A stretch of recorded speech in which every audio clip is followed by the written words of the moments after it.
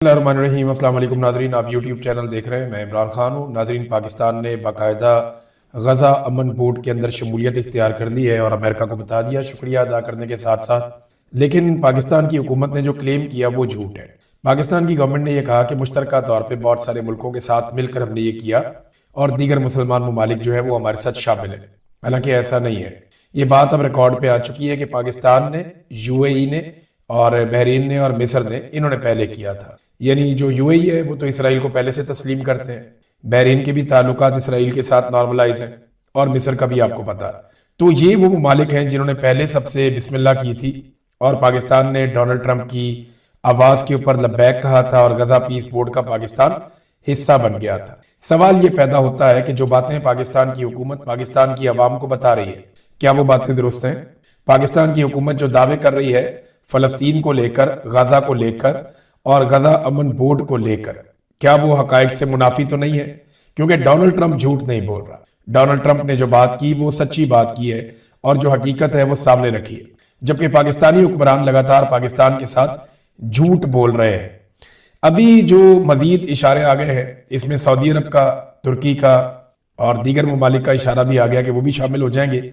लेकिन सऊदी अरब और तुर्की ने जो बयानात दिए हैं उनमें पूरी क्लैरिटी नहीं है। उन्होंने बड़े मोहतात रवैया इख्तियार किया और बड़े मोहतात बयानात दिए। मैंने उन दोनों के बयानात पढ़े हैं। उन्होंने इस तरह क्लैरिटी के साथ, जैसे शहबाज शरीफ ने कह दिया, पाकिस्तान ने कह दिया कि हम शुक्रिया अदा करते हैं, हम इसके अंदर शामिल होने जा रहे हैं, हम इससे ये उम्मीद रखते हैं, हम इससे वो उम्मीद रखते हैं। उन्होंने ऐसा नहीं किया। उन्होंने स्टेटमेंट जरूर दिया, लेकिन उस स्टेटमेंट में कहीं भी ये नहीं कहा कि हम शामिल होने जा रहे हैं, कहीं पे इनकार भी नहीं किया। बड़े मोहतात अंदाज में उन्होंने शुक्रिया भी अदा किया और गालिबन वो शामिल हो भी रहे हैं, तो उन्होंने अल्फाज का चुनाव बड़ा मोहतात किया। ये बारीकियां आपको खारजी महाज के ऊपर समझनी पड़ती हैं और आपको इनका इस्तेमाल करना पड़ता है। अब नादरीन, पाकिस्तान के अंदर कहानी ये है कि एक पार्लिमानी जमहूरियत है। जिन ममालिक में बादशाहत है उधर तो सूरत कुछ और है, और जिन ममालिक में बादशाहत नहीं है वहां पे फिर आपको पार्लियामेंट में जाना पड़ता है।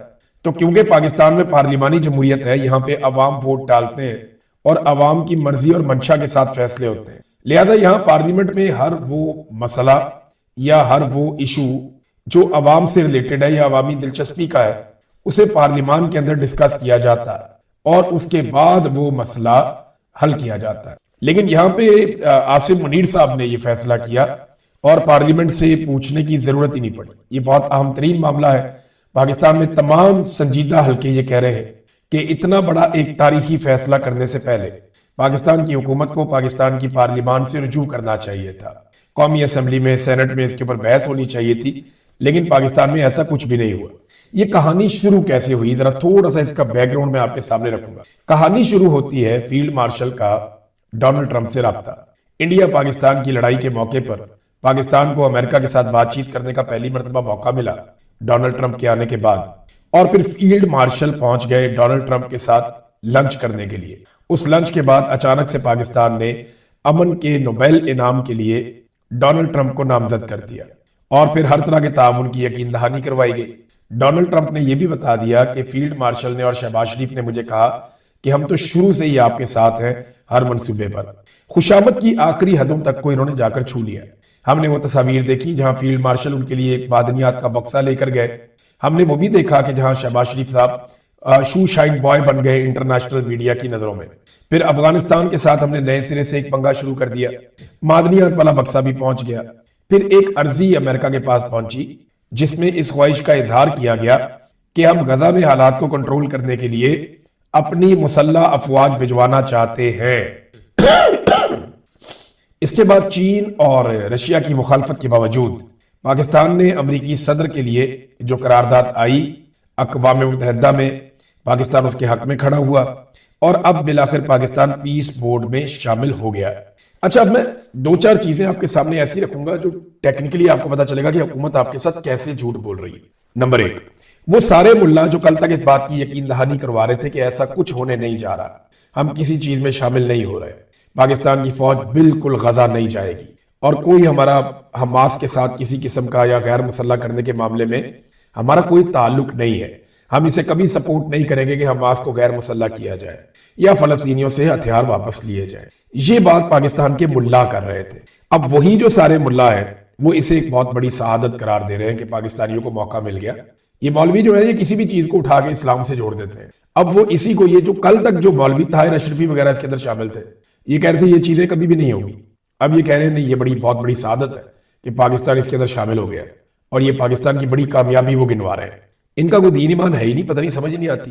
اسحاق ڈار صاحب جس نے کہا تھا کہ شہباز شریف نے ڈونلڈ ٹرمپ کی جو تعریف کی ہے وہ اصل میں ان کا منصوبہ پڑے بغیر کر دیے. ایک وقت تھا جب تنقید ہوئی تو اسحاق ڈار صاحب اور شہباز شریف صاحب دوڑ گئے تھے.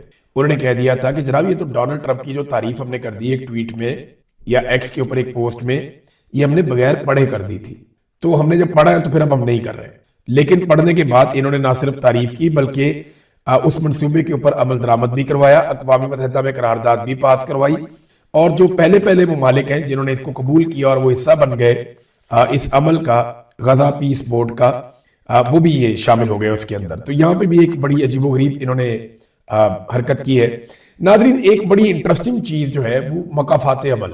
ساری زندگی عمران خان کو انہوں نے اسرائیل کا ایجنٹ کہا, بعض اوقات یہودیوں کا ایجنٹ کہا, بڑے گھٹیا قسم کے الزامات عمران خان صاحب پہ لگائے, اور جن کاموں کی طرف یہ ہمیشہ کرتے رہے کہ یہ عمران خان کرنا چاہتا ہے, یہ بھی عمران خان کرنا چاہتا ہے, یہ اسرائیل کو لیجیٹیمیٹ کرنا چاہتا ہے, یہ فلسطینیوں کی پیٹھ میں خنجر گھونپنا چاہتا ہے, یہ فلانے کا ایجنٹ ہے. بڑی انہوں نے کہانیاں سنائی قوم کو. مکافات عمل دیکھے آج وہ سارے لوگ اسی کے اندر پھنسے ہوئے, اور یہ باقی زندگی جتنا بھی ان کا سیاسی کریئر ہے وہ اس کے اندر پھنسے رہیں گے, اب اس میں سے نہیں نکل سکیں گے. یہ والا چورن پاکستان کی فوج یا پاکستان کے ادارے یا پاکستان کی جو روایتی سیاسی جماعتیں ہیں, Peoples Party, P M L N, یہ لوگ اب دوبارہ یہ والا چورن نہیں بیچ پائیں گے, کیونکہ یہ چورن انہوں نے قوم کو بہت بیچ لیا اور اب یہ بے نقاب ہو گئے. فضل الرحمان اور جماعت اسلامی چپ ہے. جس وقت یہ فیصلہ ہو رہا ہے تو میں نے ابھی تک فضل الرحمان کا کوئی سٹیٹمنٹ نہیں, فضل الرحمان سٹیٹمنٹ دیں گے مجھے پتہ ہے ضرور دیں گے, لیکن زبانی مخالفت کریں گے اور اس کی قیمت وصول کر لیں گے. جماعت اسلامی بھی زبانی مخالفت کرے گی اور اس کی قیمت وصول کر لے گی, کیونکہ یہ دونوں پولیٹیکل پارٹیز اسٹیبلشمنٹ کی جو ہے وہ بی ٹیم کے طور پہ کام کرتی ہوئی نظر آتی ہیں. یعنی ان کا اسٹیبلشمنٹ کے ساتھ بہترین تعلق ہے. فضل الرحمان صاحب مذہب کارڈ کھیلیں گے ضرور جیسے وہ ہمیشہ کھیلتے آئے ہیں, لیکن وہ زیادہ زور نہیں دیں گے کیونکہ اسٹیبلشمنٹ کے ساتھ بگاڑنا ان کے بس کی بات نہیں ہے. فی الحال تو یہ لوگ چپ ہیں اور وقت کا انتظار کر رہے ہیں.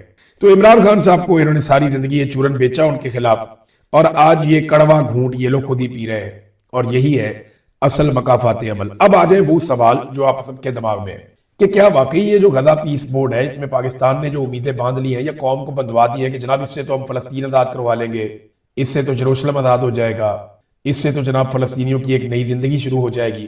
تو میں آپ کو ون لائنر بتا دیتا ہوں کہ نہیں, ایسا کچھ نہیں ہونے جا رہا. غزہ پیس بورڈ کے اندر کہیں پہ بھی فلسطینی ریاست کا ذکر نہیں ہے. یہ جو غزہ پیس بورڈ ہے اس کی جتنی ڈسکشن ہوئی ہے اس میں تو اسرائیل بھی اس میں شامل ہے. اسرائیل نے گزشتہ 2 سال کے اندر بہت لڑائی کی ہے, غزہ میں بہت بمباری کی ہے. حماس کے ساتھ ان کی لڑائی چل رہی تھی اور معصوم اور نہتے فلسطینی بہت بڑی تعداد میں قتل ہوئے, جن میں بچوں کی اور خواتین کی بہت بڑی تعداد ہے. تو اسرائیل بھی اس کے اندر شامل ہے. پاکستان اور اسرائیل یعنی بیچ میں بیٹھے ہوں گے ڈونلڈ ٹرمپ, ایک طرف شہباز شریف, ایک طرف نیتنیاہو. کیسا منظر ہوگا؟ ہو سکتا ہے آپ کو یہ منظر دیکھنے کو بھی مل جائے کبھی. بہرحال اب کیا فلسطینی ریاست بنے گی؟ نہیں جی, اس کے اندر ہے ہی نہیں. اس میں کہیں پہ بھی اس کا تذکرہ نہیں ہے کہ یہ فلسطینی ریاست بنائیں گے, ایسا کوئی وعدہ اس کے اندر شامل نہیں ہے. نمبر 2, کیا یروشلم کا کوئی ذکر ہے؟ بالکل نہیں ہے. ہمارا جو پاکستان کا موقف ہے یا جو سعودی عربیہ کا موقف ہے یا باقی ممالک کا ہے وہ موقف بڑا کلیئر ہے. 1967 والی پوزیشن, اور یروشلم جو ہے وہ دارالحکومت ہوگا, یہ موقف ہے. لیکن یروشلم کا تو یہاں تذکرہ ہی کوئی نہیں ہے, یہاں تو صرف غزہ کی بات ہو رہی ہے.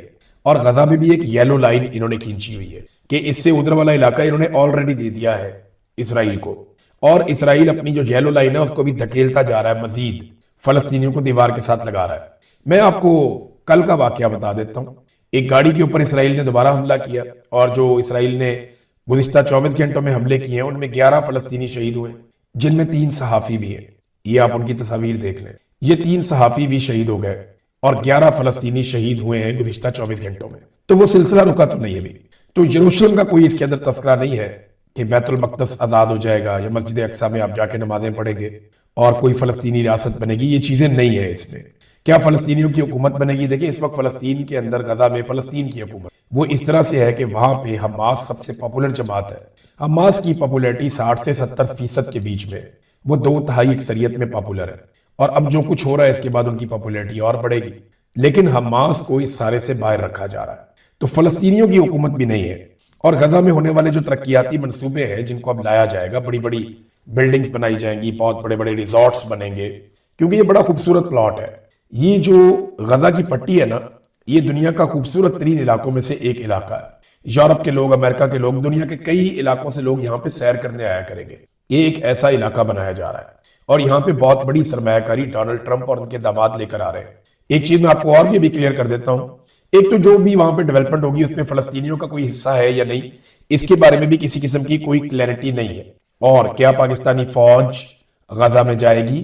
یہ پاکستان نے خود درخواست کر رکھی ہے کہ ہماری فوج غزہ میں جانی چاہیے، ہم اپنی مسلح فوج کو غزہ میں خدمات سر انجام دینے کے لیے بھیجنا چاہتے ہیں۔ خدمات کون سی ہیں وہ ڈونلڈ ٹرمپ نے بتایا، میں آپ کو وہ پڑھ کے سنا دیتا ہوں۔ ڈونلڈ ٹرمپ نے جن خدمات کے بارے میں بات کی وہ کیا ہے؟ صدر ٹرمپ نے غزہ میں امن بورڈ میں شامل ملکوں کا مینڈیٹ بتا دیا کہ یہ جو امن بورڈ کے اندر شامل ممالک ہیں یہ کیا کریں گے۔ انہوں نے کہا جی وہ ممالک نہ صرف غزہ سے حماس کا صفایا کریں گے بلکہ لبنان میں حزب اللہ کو بھی جڑ سے اکھاڑ پھینکیں گے۔ لبنان کے اندر حزب اللہ کو ختم کر دیا جائے گا اور جڑ سے اکھاڑ پھینکا جائے گا، اور یہ تمام ممالک مل کر یہ کام کریں گے، جبکہ غزہ کے اندر سے حماس کا مکمل صفایا کر دیا جائے گا، اور یہ کام بھی بورڈ آف پیس میں شامل یہ سارے ممالک کریں گے جو اب تک شامل ہیں۔ اور مشرق وسطیٰ میں ہر اس مزاحمت کو ہم ختم کر دیں گے جو اسرائیل کے خلاف ہوگی۔ سمجھ آئیے آپ کو؟ ڈونلڈ ٹرمپ نے غزہ پیس بورڈ کا مقصد بتا دیا۔ 3 مقاصد انہوں نے بتایا: 1، حماس کو جڑ سے ختم کرنا، 2، حزب اللہ کو لبنان میں جڑ سے اکھاڑ پھینکنا، حماس کا صفایا کرنا، نمبر 3، اسرائیل کے خلاف جو بھی خطرہ ہے مشرق وسطیٰ میں ہر اس مزاحمت کو ختم کر دیا جائے گا جو اسرائیل کے خلاف ہے۔ یہ ہے جناب ڈونلڈ ٹرمپ کا منصوبہ، اور پاکستان اس منصوبے میں ڈونلڈ ٹرمپ کا ساتھی ہے، پاکستان اس کا حصہ ہے۔ یہ ڈونلڈ ٹرمپ نے کہا ہے، میں نہیں کہہ رہا۔ دیکھیں ڈونلڈ ٹرمپ کو آپ کچھ بھی کہیں، جتنا مرضی برا بھلا کریں، لیکن آپ کو ایک بات ماننی پڑے گی، وہ سچا آدمی، وہ جھوٹ نہیں بولتا، دھوکے میں نہیں رکھتا، وہ صاف بات کرتا۔ اس نے صاف بتایا جی اسرائیل کی حفاظت کے لیے سب کو اکٹھا کر رہا ہوں۔ اب شہباز شریف آپ کو کچھ اور چورن بیچے گا، آصف منیر آپ کو کوئی اور چورن، یہ آپ کو ساری زندگی بیچتے ہی آئے ہیں چورن۔ طاہر اشرفی آئے گا، وہ اپنا چورن کا ڈبہ کھول لے گا، یہ سارے آپ کو چورن بیچیں گے۔ اب لیں ان کا چورن اگر آپ کا دل کر رہا ہے تو، لیکن حقیقت وہی ہے جو ڈونلڈ ٹرمپ نے بتا دی ہے۔ وہ جھوٹ بول نہیں رہا، وہ صحیح بات کر رہا ہے اور سادی سادی بات کر رہا ہے، اور پاکستانی فوج وہاں جانا چاہتی ہے۔ دیکھیں اسرائیل کو بھی اعتراض کوئی نہیں ہے۔ اسرائیل نے جو غزہ کی سرزمین ہے وہاں پہ قطری اور ترکی فوج، یعنی ترک کے فوجی وہاں پہ نہیں آئیں گے اور قطر کے فوجی یہاں پہ نہیں آئیں گے، یہ بات نیتن یاہو نے کیٹیگوریکلی کہہ دی ہے۔ نیتن یاہو نے بڑی کلیئرٹی کے ساتھ یہ بات کی، اس نے کہا جی میں زور دے کر یہ کہنا چاہتا ہوں کہ ترکی کی فوجیں اور قطر کی فوجیں یہ ہرگز غزہ میں نہیں آئیں گی، انہیں نہیں آنے دیا جائے گا۔ جبکہ حیرت انگیز طور پہ، اور بلکہ اس کو تشویشناک بھی آپ کہہ سکتے ہیں، کہ نیتن یاہو کو پاکستانی فوج پہ کسی قسم کا کوئی اعتراض نہیں ہے۔ اگر ہم اپنے گریبان میں جھانکیں تو یہ ذرا شرمندگی والی بات ہے کہ قطر کی فوجوں پہ اور ترکی کی فوجوں پہ نیتن یاہو کو اعتراض ہے، پاکستانی فوج پہ کوئی اعتراض نہیں ہے کہ فیلڈ مارشل آصف منیر صاحب کی زیر قیادت اگر پاکستانی فوج غزہ میں آتی ہے تو اسرائیل کو کسی قسم کا کوئی اعتراض نہیں ہے۔ اور ٹرمپ نے بتا بھی دیا کہ یہ فوجیں آئیں گی تو آ کر ڈیوٹی کیا کرے گی، اور اس ڈیوٹی کے لیے پاکستان اتنا اتاولا ہے کہ پوری دنیا میں کسی اور ملک نے ایسا نہیں کیا، لیکن پاکستانی حکومت نے، پاکستانی فوج نے باقاعدہ ایک عرضی ڈالی ہے کہ ہماری فوج کو ضرور آپ غزہ میں لے جائیں۔ اب $1 ارب پاکستان کیسے دے گا؟ اچھا ڈونلڈ ٹرمپ نے بہت سارے ممالک کو اس پہ لیٹر لکھا ہے۔ روس نے بڑا زبردست گیم کیا، روس نے ایک ایسا کھیل کھیلا کہ میں وہ پڑھ کے حیران ہو گیا۔ دیکھیں انٹرنیشنل سیاست ہے نا، انہوں نے اپنی سیاست کی۔ روس نے یہ کیا کہ یوکرین کی جنگ کے بعد امریکہ اور مغربی ممالک نے روس کے اربوں ڈالر کے اثاثے منجمد کر دیے تھے۔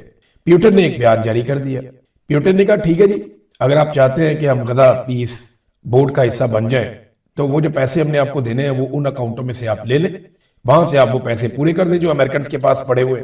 امریکہ پھنس گیا، اب اس کے لیے امریکہ کو جو ہے نا وہ ڈی فریز کرنے پڑے گے، یعنی جو منجمد کیے ہوئے اثاثے ہیں روس کے ان کو واپس ڈی فریز کرنا پڑے گا، اور روس کے اوپر جو پابندیاں ہیں وہ ختم کرنی پڑیں گی۔ تو روس نے تو چلے اپنا ایک داؤ کھیل دیا، وہ ہم دیکھ بھی رہے ہیں۔ ناظرین امریکہ بار بار کینیڈا کو دھمکی لگاتا رہتا ہے، اور ٹرمپ جو ہے وہ کھل کر کہتے ہیں کہ کینیڈا ہم سے مفت میں سہولیات اور اشیاء لیتا ہے، چیزیں لیتا ہے ہم سے، اسے ہمارا احسان مند ہونا چاہیے، لیکن وہ ہمارا احسان مند نہیں ہوتا۔ کینیڈا کا وجود ہی امریکہ کی وجہ سے ہے۔ پھر کینیڈین وزیر اعظم کو مخاطب کرتے ہوئے انہوں نے کہا کہ آئندہ بیانات دینے سے پہلے یہ بات اپنے ذہن میں رکھنا۔ اب اس کے جواب میں کینیڈا کے وزیر اعظم نے ایک عجیب و غریب حرکت کر دی۔ انہوں نے اپنے ایکس کے اوپر ایک اشتہار پوسٹ کر دیا، سرکاری اشتہار ہے ذہنی مریضوں کے حوالے سے، جس میں دماغی صحت کے حوالے سے ایک پیغام دیا گیا ہے۔ تو اس پہ انہوں نے یہ بھی کہا کہ اگر کوئی اس کا شکار ہے تو اس کی مدد کے لیے ہم تیار ہیں، یعنی ہم اس کی مدد کر سکتے ہیں۔ تو یہ اب ڈونلڈ ٹرمپ کو چڑھانے والی بات ہے۔ اس سے پہلے مادورو بھی ڈونلڈ ٹرمپ کو چڑھا رہا تھا، پھر اس کے بعد اس کو اٹھا کر امریکی فوجی اپنے ساتھ لے گئے۔ لیکن کیا یہ کینیڈا کے ساتھ ہو سکتا ہے؟ کینیڈا بڑا ملک ہے، تگڑا ملک ہے۔ کینیڈا نے امریکی حملے کی صورت میں جوابی حکمت عملی پہ بھی کچھ انٹرنیشنل میڈیا بتا رہا ہے کہ کام کیا ہے۔ ڈونلڈ ٹرمپ نے دھمکی لگائی تھی یورپی یونین کو ٹیرف کی۔ اس نے کہا تھا کہ اگر آپ میرے ساتھ شامل نہیں ہوتے تو میں ٹیرف لگا دوں گا۔ ایک چیز ناظرین اور اپنے ذہن میں رکھیے، یہ برطانیہ ہو گیا یا یورپی یونین کے ممالک ہو گئے یا کینیڈا وغیرہ ہو گئے، اگر آپ کو یہ لگتا ہے نا کہ یہ فلسطینیوں کے حق میں کھڑے ہو کر غزہ پیس بورڈ کا حصہ نہیں بن رہے تو اپنی غلط فہمیاں آپ دور کر دیں۔ ان کے معاملات اپنے الگ ہیں۔ ان کے معاملات شروع ہوتے ہیں ڈونلڈ ٹرمپ کے آنے کے بعد، جو وہ یوکرین کے صدر کے ساتھ زیلنسکی کے ساتھ وہ رویہ رکھتا ہے، اس سے یورپ کو ٹک جاتا ہے۔ پھر جو اس نے اچانک سے وینزویلا کے ساتھ کیا، پھر جو کینیڈا کے ساتھ اس کی ایک ٹسل شروع ہو گئی، پھر جس طرح وہ ٹیرف لگانا شروع کر دیا ڈونلڈ ٹرمپ نے، پھر جیسے نیٹو کے بارے میں ڈونلڈ ٹرمپ کا رویہ رہا، اس کے بعد جیسے ڈونلڈ ٹرمپ نے کہا کہ مجھے گرین لینڈ چاہیے، ان ساری چیزوں نے بھڑکا دیا یورپ کو اور کینیڈا کو اور باقی ممالک کو، برطانیہ وغیرہ بھی ہے۔ تو ان سب کو لگا کہ یہ تو ہمارے ہاتھ سے گیم نکل جائے گی، ہم تو جیسا کہ ایک غلام بنتے جا رہے ہیں۔ تو ان کے اندر ایک ری ایکشن پیدا ہو گیا۔ اب جب انہوں نے ری ایکشن دیا تو ری ایکشن یہ آ گیا آپ کے سامنے۔